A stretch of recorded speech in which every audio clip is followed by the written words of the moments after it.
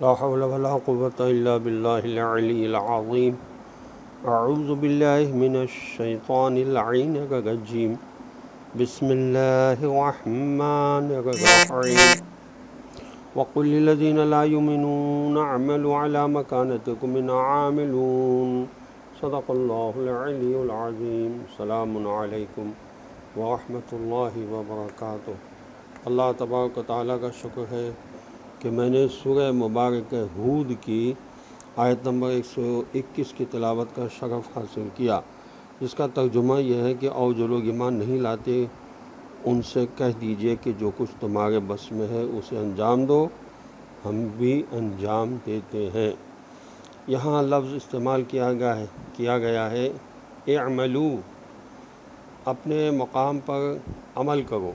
انا عاملون، پروردگار عالم فرما رہا ہے کہ ہم بھی عمل کرنے والوں میں شامل ہیں۔ تو زور اس بات پر دیا جا رہا ہے کہ انسان عمل کرے، خالی زبانی دعووں سے کچھ نہیں ہوتا، انسان عمل کرے۔ پیغمبر اکرم صلی اللہ علیہ وسلم کی اخلاقی صفات ہمارے سامنے ہیں۔ سورہ مبارک احزاب کی آیت نمبر 21 میں ارشاد رب العزت ہوتا ہے لقد کان لکم فی رسول اللہ اسوۃ حسنۃ لمن کان یرجو اللہ والیوم الآخر وذکر اللہ کثیرا۔ بتحقیق تمہارے لیے اللہ کے رسول میں بہترین نمونہ ہے ہر اس شخص کے لیے جو اللہ اور روز آخرت کی امید رکھتا ہو اور کثرت سے اللہ کا ذکر کرتا ہو۔ ہم اس عنوان کے تحت پیغمبر اکرم صلی اللہ علیہ وسلم کی کچھ وہ صفات بیان کریں گے جن کی طرف قرآن مجید نے اشارہ کیا ہے۔ خداوند متعال نے مومنین کو بار بار پیغمبر اسلام صلی اللہ علیہ وسلم کی گفتار، کردار اور سیرت کی پیروی کی دعوت دی ہے۔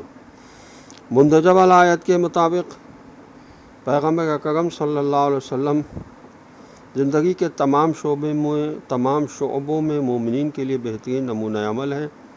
اللہ کی عبادت و بندگی اور اخلاص میں خدا کی طرف توجہ اور مشکلات کے سامنے صبر و استقامت، سب کے ساتھ حسن سلوک اور معاشرے کی صحیح رہبری، الغرض تمام انفرادی و اجتماعی شعبوں میں رسول اللہ صلی اللہ علیہ وسلم ہر مسلمان کے لیے نمونہ عمل ہیں۔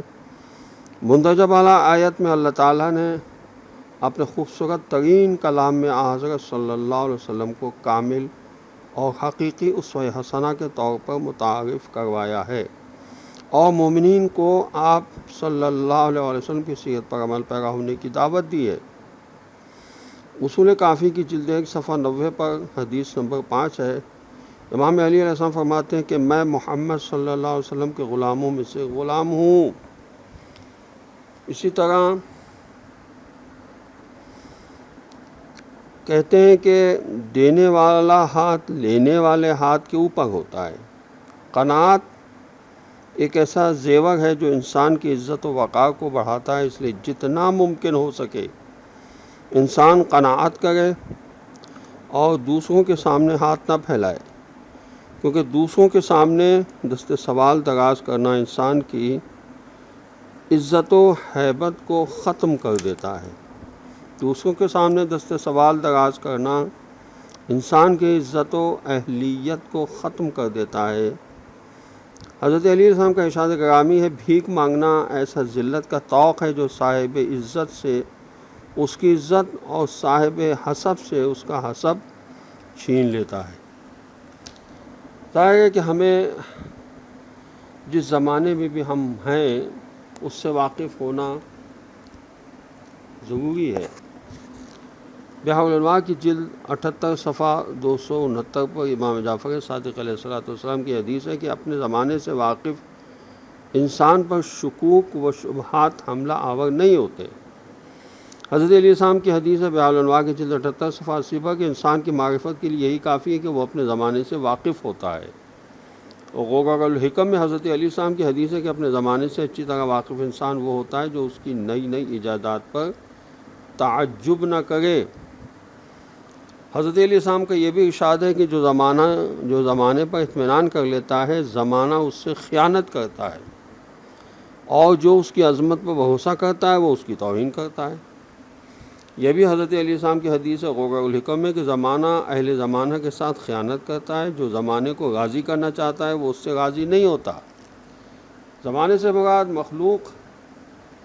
مخلوق خدا ہے، خلق خدا ہے، یعنی انسانوں کو غازی کرنے کے چکر میں خدا کو ناراض نہیں کرنا چاہیے۔